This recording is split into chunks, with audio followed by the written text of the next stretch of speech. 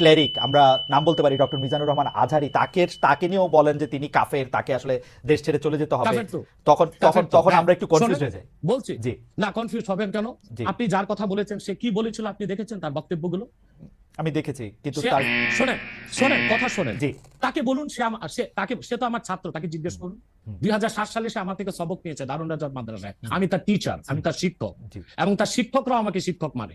অতএব সে যদি, দেখুন আপনাকে পিছন থেকেই বলতে হচ্ছে, আপনি সময় দিতে হবে আমাকে। জি বল আপনি কিন্তু বসে আছেন একা, আমার কিন্তু কয়েক হাজার লোক বসে আছে আমার অপেক্ষায়, রাইট একটা শিডিউল প্রোগ্রাম রাইট আমি রেখে বসেছি আপনার রাইট এখানে। জি বলেন যেহেতু আপনার মাধ্যমে আমার মেসেজটা আমি অনেকের কাছে পৌঁছাতে পারবো। জি বল আপনি যে ব্যক্তির নাম নিয়েছেন, তাকে আপনি কি দিয়ে তাকে স্কলার বলবেন? লক্ষ লক্ষ লোক হলে স্কলার হয়?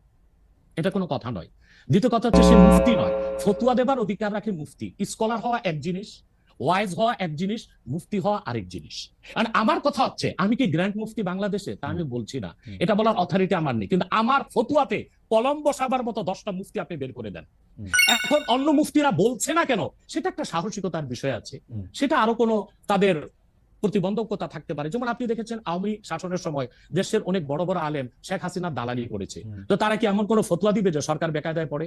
এখন অনেক আলেম আছে যেটা বর্তমান সরকারের নির্লজ্জ সমর্থন করে যাচ্ছে, কিন্তু এই সরকার ক্ষমতা আসার পর থেকে আমি শরিয়ার কোরআন সুন্নাহর আলোকে যতটুকু সমালোচনা করা দরকার গঠনমূলক সমালোচনা করে যাচ্ছি। আর আমাদের মতো 2-4-10 জন যারা মিডিয়াতে আছে তারাই কিন্তু দেশের আলেম না। হাজার হাজার আলেম ওলামা পীর মাশায়েখ নীরবে নিভৃতে নির্জনে ইসলামের খেদমত করে যাচ্ছে, তাদের মতামতটাও দেখতে হবে। এখন যারা ফ্রন্টে চলে এসেছে, মিডিয়াতে চলে এসে সেলিব্রিটি হয়ে গেছে, তারাই কি বললো সেটা দেখার বিষয় না।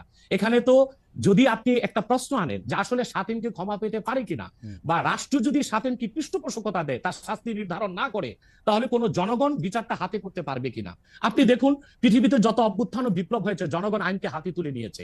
আপনি 5ই আগস্ট দেখেন, বাংলাদেশে রাষ্ট্র ক্ষমতা যে এসেছে বর্তমান সরকার, এটা গণতান্ত্রিক পদ্ধতিতে হয় নাই, ছাত্র জনতা আইনকে হাতে তুলে নিয়েছিল। এই বিপ্লবকে আপনি অবৈধ বলবেন? যে 6-7 জন সমন্বয়ক নেতৃত্ব দিয়েছে তাদেরকে কি আপনি সন্ত্রাসী বলবেন? না, কিছু করার ছিল না। 15 বছরে যে জগদ্দল পাথর ফেসিবাদী হাসিনা বসেছিল, গণতান্ত্রিক পদ্ধতিতে এটাকে সরানো সম্ভব হয় নাই, আইনকে হাতে তুলে নিতে হয়েছে। অতএব যদি গণতন্ত্রের স্বার্থ রক্ষে আইনকে হাতে তুলে নেওয়া যায়, আল্লাহ তার হাবিবের সুমহান ইজ্জত এবং স্বার্থে, আল্লাহ তার হাবিব সাল্লাল্লাহু আলাইহি ওয়াসাল্লামের ইজ্জতের বিপক্ষে কেউ কথা বলবে এবং ধারাবাহিকভাবে শাস্তি পাবে না, চলতেই থাকবে। আমরা শুধু মিটিং মিছিল করে লাঠি পেটা খাবো আর গুলি নিব। স্যার আপনার কাছে মনে হয় না, স্যার আপনার কাছে মনে হয় না এটা আপনার, স্যার আপনার কাছে মনে হয় না এটা আপনার পয়েন্ট অফ ভিউ? বিকজ আপনি যা বলছেন, হ্যাঁ আপনি এটা ঠিক যে আপনি তো একজন স্কলার, শিক্ষক, পড়াচ্ছেন, এবং আপনি গ্র্যান্ড মুফতি না হলেও একজন মুফতি, কিন্তু আমরা ধরেন আমি এখন কথা বললাম হচ্ছে যে বাংলাদেশে কিন্তু এইটাও প্রচলিত যে যারা বলতেছে যে তারা আসলে যা কিছু পরীক্ষিত হাদিস নয়, যা কিছু পরীক্ষিতভাবে কোরআনের ফয়সালা নয়, তারা তা মানতে চান না। ধরা যাক ঈদে মিলাদুন্নবী সম্পর্কে তাদের একটা বয়ান আছে, তাদের আরো অনেক কিছু নিয়ে তাদের একটা বয়ান আছে। তাদের মধ্যে থেকেও কেউ কেউ আছেন যারা মক্কা মদিনায় বড় বড় জায়গায় আলেমের কাজ করতেছেন। আমি আব্দুর রাজ্জাক বিন ইউসুফের কথা বলতে পারি, আরো আপনি জানেন কাদের কথা আমি বলছি। তাদের কেউ কেউ মনে করেন আপনার পথ তো আসলে ঠিক না। 1, 2 হচ্ছে আপনি যার কথা যেভাবে বলতেছেন যে ধরেন মিজানুর রহমান আজহারি কি আসলে একজন স্কলার কিনা।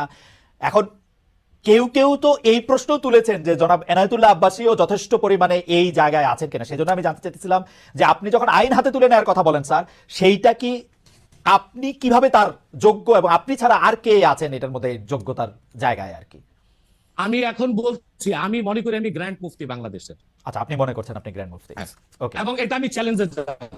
ওকে ওকে, এইটা বললে আমার ফতুয়ার বিপক্ষে, আমি শোনেন, আমার ফতুয়ার বিপক্ষে যে যাচ্ছে তাকে আমার সাথে বসান, আপনার প্ল্যাটফর্মে বসান।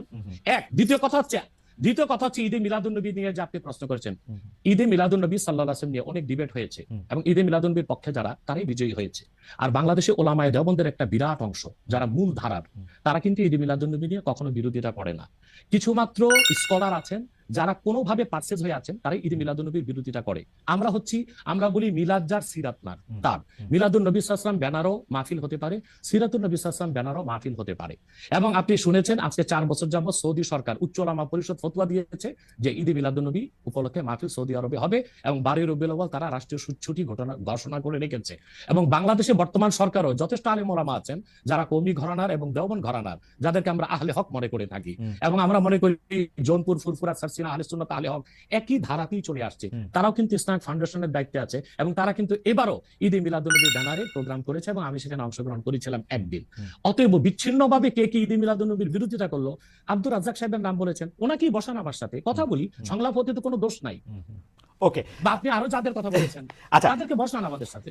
আচ্ছা, আমার এখানে একটা সম্পূরক জাস্ট প্রশ্ন আছে আইনের ব্যাপারে। যেহেতু তেহরিকে খতমে নবুয়তের শাখা যুক্তরাজ্যেও আছে, এখানেও আছে, আপনি একইভাবে এই কথা বা ভারতের পশ্চিমবঙ্গের কথা বলেছেন, এইখানে যেটা বলছেন সেটা কি যুক্তরাজ্য এবং ভারতের পশ্চিমবঙ্গের জন্য প্রযোজ্য? যুক্তরাজ্যেও যদি কেউ এই ধরনের কথা বলে তাকেও কি আপনি এরকম একটা কথা বলবেন বা বলতে পারবেন? জি জি বলবো। আমি যুক্তরাজ্যে যে সাফার করে এসেছি সেটা শোনেন আগে। জি। 2 বছর আগে আমি যুক্তরাজ্যে গিয়েছিলাম। আমার 7টা প্রোগ্রাম ছিল। ওকে। 4টা প্রোগ্রাম করতে পেরেছি, 3টা প্রোগ্রাম আমি করতে পারিনি। এবং সেখানে আমার বিরোধিতা করেছিল নাইজেল ফারাজ। আপনি জানেন তাকে, সিএনএন এর নিউজ প্রেজেন্টার, এবং সে ব্রেক্সিট আন্দোলনের হোতা ছিল এবং সে ব্রিটিশ পার্লামেন্টের মেম্বার ছিল। আমার যেদিন সেন্ট্রাল লন্ডনে প্রোগ্রাম ছিল, নাইজেল ফারাজ লং মার্চের ঘোষণা দিয়েছিল এবং আমি সেখানে যেতে পারি নাই। কেন? নাইজেল ফারাজ 23টা প্রতিবেদন করেছিল আমার বিপক্ষে, তার মধ্যে উল্লেখযোগ্য ছিল যে আমি মুরতাদের শাস্তি মৃত্যুদণ্ড চাই। বাট ব্রিটিশ পুলিশ আমাকে অ্যারেস্ট করিনি এবং ব্রিটিশ পুলিশ আমাকে শুধু প্রোগ্রাম করতে দেয়নি সহিংসতা বেশের জন্য। কিন্তু আমি রানীকে গালি দিয়েছি, সেটাও সেখানে তুলে ধরা হয়েছে। আমি রানীকে গালি দেওয়া যায় ইংল্যান্ডে? হ্যাঁ হ্যাঁ, মুরতাদের শাস্তি মৃত্যুদণ্ড চেয়েছি, সেইটা 23টা প্রতিবেদন করে আমার এই বক্তব্য ফতোয়াগুলো সেখানে লন্ডনে দেখানো হয়েছে। আমি বাংলাদেশে যে চরিত্র, লন্ডনে সেই চরিত্র, পশ্চিম বাংলায় সেই চরিত্র। ওকে, আমি এবার একটু, আপনি যেহেতু মুফতি এবং নিজেকে পরিচয় দিলেন গ্র্যান্ড মুফতি, আমি একটা বিষয় একটু আপনাকে একটা বিষয় একটু আপনার দৃষ্টি আকর্ষণ করতে চাই। সেটি হচ্ছে যে আপনি মানে আপনার কাছ থেকে বুঝে নিতে চাই স্যার, যে যদিও আপনি আসলেই আমার চেয়ে বয়সে ছোট, কিন্তু আসলে বিদ্যায়, বুদ্ধিতে, শিক্ষায়, অনেক কিছুতে মানে জ্ঞানে আপনি আমার চেয়ে বড় বলে আপনাকে স্যার সম্বোধন করতে হবে না।